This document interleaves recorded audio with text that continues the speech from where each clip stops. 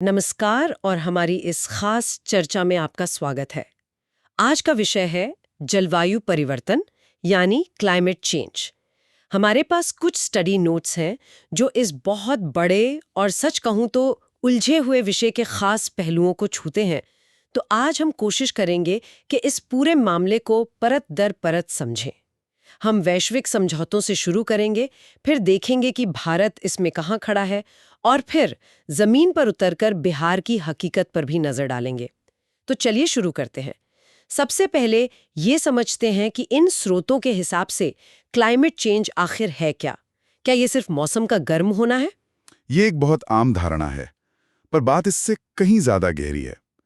सीधी भाषा में कहें तो क्लाइमेट चेंज का मतलब है किसी जगह के तापमान, बारिश और मौसम के मिजाज में एक लंबे समय तक होने वाला बदलाव। मतलब ये आजकल वाला बदलाव नहीं है? नहीं, बिल्कुल नहीं।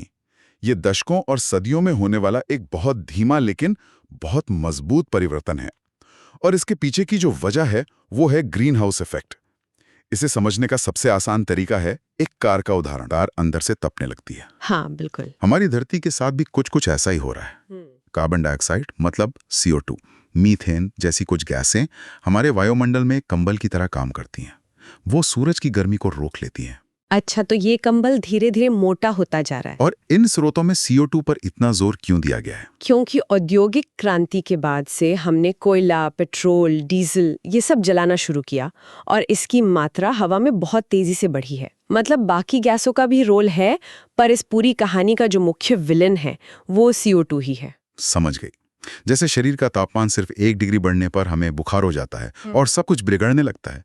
तो ठीक है, दुनिया को ये समस्या समझ आ गई। अब इससे निपटने के लिए क्या किया गया? यहीं से विज्ञान का विषय राजनीति और कूटनीति के मैदान में आ जाता है ना। आपने बिल्कुल सही पकड़ा।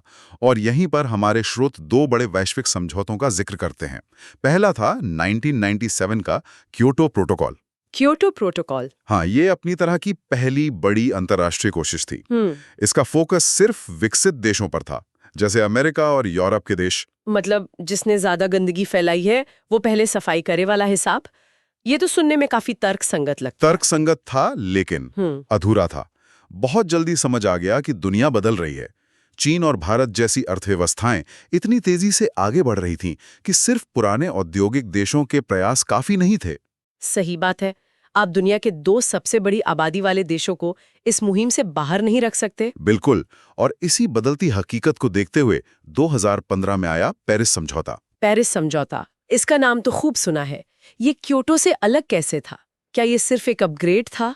नहीं, ये सिर्फ अपग्रेड नहीं था। ये सोच में एक बुनियादी बदलाव था। क्योटो प्रोटोकॉल एक टॉप डाउन मॉडल था, मतलब ऊपर से नियम बनाकर विकसित देशों पर थोपे गए थे। लेकिन पेरिस समझौते ने एक बॉटम अप रास्ता अपनाया। अच्छा। हर देश, चाहे वो अमीर हो या गरीब, वो खुद अपने लक्ष्य तय करता है। अच्छा। हाँ, वो खुद बताता है कि वो उत्सर्जन कम करने के लिए क्या क्या करेगा। इन्हें नेशनली डिटरमिन्ड कॉन्ट्रीब्यूशंस या NDCs कहते हैं। एक मिनट, अगर हर देश खुद ही अपना होमवर्क तय कर रहा है और उसे न करने पर कोई सजा भी नहीं है, तो क्या ये सब अच्छी अच्छी बातें करके घर जाने जैसा नहीं है?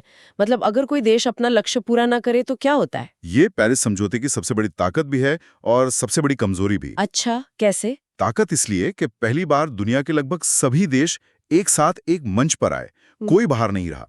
और कमजोरी यही है कि ये कानूनी दबाव के बजाय आपसी भरोसे और वैश्विक दबाव पर ज्यादा निर्भर करता है। ये एक तरह का वैश्विक प्रयोग है। तो ये कहना सही होगा कि दुनिया ने लगभग 20 साल में सीखा कि कुछ देशों पर नियम थोपने से काम नहीं चलेगा जब तक कि हर कोई अपनी जिम्मेदारी खुद न तय करे। इसी कड़ी में भारत की क्या जिम्मेदारी है? भारत ने अपना क्या लक्ष्य तय किया है? यहाँ भारत ने एक बहुत बड़ा और महत्वाकांक्षी लक्ष्य दुनिया के सामने रखा है, जिसका जिक्र इन नोट्स में भी है। जी। 2070 तक नेट जीरो का लक्ष्य हासिल करना। नेट जीरो, ये शब्द मैं हर जगह सुनती हूँ और जब भी सुनती हूँ तो दिमाग में आता है कि सारी इंडस्ट्रीज बंद, गाड़ियां बंद, एकदम जीरो पोल्यूशन। पर ये तो मुमकिन नहीं लगता। तो इसका असली मतलब क्या है? ये एक बहुत आम गलतफहमी है। नेट जीरो का मतलब शून्य उत्सर्जन नहीं है। इसका मतलब है संतुलन। हाँ, मतलब जितनी ग्रीन हाउस गैसें हम पैदा कर रहे हैं, उतनी ही गैसें वायुमंडल से हटाई भी जाएं। ये हटाने का काम ज्यादा से ज्यादा पेड़ लगाकर हो सकता है या फिर नई तकनीकें बनाकर जो हवा से कार्बन सोख सकें। अच्छा। इसे एक विशाल बही खाते की तरह समझिए। जितना डेबिट हो रहा है उतना ही क्रेडिट भी करना है, ताकि अंत में हिसाब बराबर यानी नेट जीरो हो जाए। वाह, ये तो बहुत अच्छा उदाहरण है। तो ये प्रदूषण रोकने के साथ साथ उसे सोखने का भी विज्ञान है। तो इस बड़े लक्ष्य को पाने के लिए भारत का गेम प्लान क्या है? बिल्कुल, 3 प्रमुख क्षेत्रों पर जोर है। पहला और सबसे बड़ा है नवीकरणीय ऊर्जा, मतलब रिन्यूएबल एनर्जी, खासकर सौर ऊर्जा। Solar energy. हाँ। दूसरा है इलेक्ट्रिक मोबिलिटी, यानी पेट्रोल डीजल की गाड़ियों की जगह धीरे धीरे इलेक्ट्रिक गाड़ियां लाना।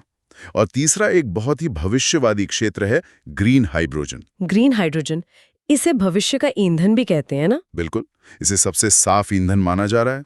इनमें से सोलर एनर्जी वाली बात तो अब जमीनी स्तर पर दिखने भी लगी है, लेकिन क्या ये स्रोत बताते हैं कि ये सिर्फ गुजरात या राजस्थान के रेगिस्तान में लगने वाले बड़े बड़े सोलर फार्म्स की बात है, या इसका असर आम लोगों के घरों की छतों तक भी पहुंच रहा है? ये बहुत अच्छा सवाल है। स्रोत में एक और चीज का जिक्र है, national action plan on climate change, यानी NAPCC। ये 2008 में ही बन गया था। पेरिस समझौते से भी पहले? हाँ, काफी पहले। और इसी के तहत नेशनल सोलर मिशन शुरू हुआ था, जो बड़े सोलर पार्कों के साथ साथ रूफटॉप सोलर को भी बढ़ावा देता है। तो कोशिश दोनों स्तरों पर है। तो भारत 2070 के नेट जीरो लक्ष्य पर काम कर रहा है, जो कि एक बहुत लंबी अवधि है। लेकिन इन स्रोतों में बिहार का जो जिक्र है वो हमें याद दिलाता है कि क्लाइमेट चेंज का असर 2070 में नहीं बल्कि आज अभी हो रहा है। बिहार में क्या स्थिति है? और यही इस चर्चा का सबसे जरूरी हिस्सा है। बिहार का मामला दिखाता है कि कैसे एक वैश्विक समस्या जमीनी स्तर पर जिंदगियों को प्रभावित करती है। स्रोत 4 सीधे प्रभावों की बात करते हैं। पहला, बाढ़ की घटनाओं में बढ़ोतरी। उत्तरी बिहार में तो बाढ़ एक तरह से हर साल की कहानी है। हाँ, हमेशा से आती रही है, लेकिन अब बारिश का तरीका बदल गया है। कभी बहुत कम समय में बहुत ज्यादा पानी बरस जाता है, जिससे बाढ़ ज्यादा अचानक और विनाशकारी हो गई है। और गर्मी? बिहार में लू और भीषण गर्मी की खबरें भी अब ज्यादा सुनने को मिलती हैं। हाँ, वो दूसरा बड़ा प्रभाव है हीट वेव्स का बढ़ना। इससे सिर्फ स्वास्थ्य पर असर नहीं पड़ता, बल्कि मजदूरों और किसानों की काम करने की क्षमता भी घट जाती है, जिसका सीधा असर उनकी आमदनी पर होता है। बिल्कुल। तीसरा प्रभाव सीधे तौर पर खेती पर है। फसल का पूरा चक्र बिगड़ गया है।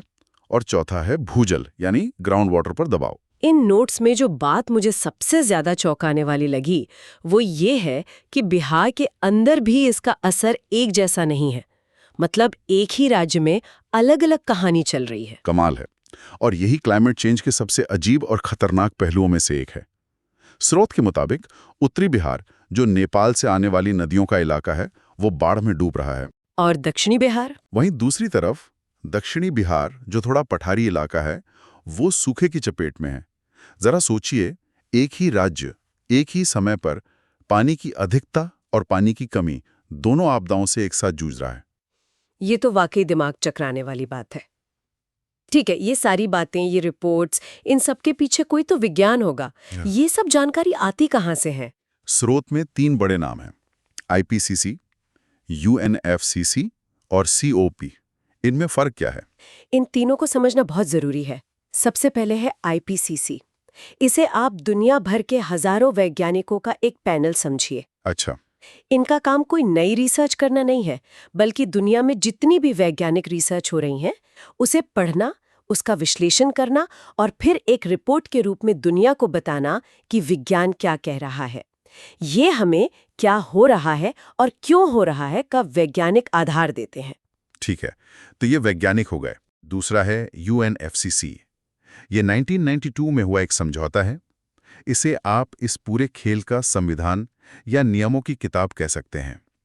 यह तय करता है कि देश कैसे मिलेंगे, कैसे बात करेंगे, प्रक्रिया क्या होगी। और कॉप? और तीसरा है COP, यानी कॉन्फ्रेंस ऑफ पार्टीज। पार्टीज का मतलब है वो देश जिन्होंने UNFCC पर दस्तखत किए हैं। COP उन्हीं देशों की सालाना बैठक है। ये वो स्टेडियम है जहां हर साल ये सारे देश इकट्ठा होते हैं, मोल भाव करते हैं और बड़े फैसले लेते हैं। वाह, ये तो एकदम साफ हो गया। मतलब IPCC विज्ञान की प्रयोगशाला है जो रिपोर्ट देती है, UNFCC खेल के नियमों की किताब है, और COP वो सालाना वर्ल्ड कप है जहां सारे देश खेलने और रणनीति बनाने आते हैं। आपने इसे एकदम सटीक तरीके से समझ लिया है। ये तीनों मिलकर ही विज्ञान को नीति और फिर कार्रवाई में बदलने की कोशिश करते हैं। तो आज हमने ग्रीन हाउस इफेक्ट की बुनियादी बातों से लेकर पेरिस जैसे वैश्विक समझौतों, भारत के 2070 के नेट जीरो लक्ष्य और बिहार जैसे राज्य पर इसके वास्तविक प्रभावों तक की यात्रा की। एक बात तो साफ है, ये सिर्फ पर्यावरण का मुद्दा नहीं है। बिल्कुल नहीं, ये हमारी अर्थव्यवस्था, हमारे समाज और हमारी रोजमर्रा की जिंदगी से जुड़ा हुआ है। ये स्रोत हमें ऊपर से नीचे तक का एक ढांचा दिखाते हैं। हाँ, अंतर्राष्ट्रीय लक्ष्य, फिर राष्ट्रीय नीतियां और फिर जमीन पर उनका असर। बिल्कुल, लेकिन यहाँ एक बहुत बड़ा सवाल खड़ा होता है। जहाँ देश 2070 जैसे दूर के लक्ष्य बना रहे हैं, वहीं बिहार के हालात चीख-चीख कर कह रहे हैं कि संकट अभी है, इसी वक्त है। एक किसान अपनी बर्बाद फसल को बचाने के लिए 2070 का इंतजार नहीं कर सकता। सही बात है। तो सोचने वाली बात यह है कि लंबी अवधि के राष्ट्रीय लक्ष्यों और आज की क्षेत्रीय वास्तविकताओं के बीच की इस गहरी खाई को कैसे भरा जाएगा? क्या इसका समाधान सिर्फ बड़ी सरकारी योजनाओं में है, या फिर इसका जवाब स्थानीय स्तर पर होने वाले छोटे-छोटे बदलावों और समुदायों की अपनी कोशिशों में छिपा है?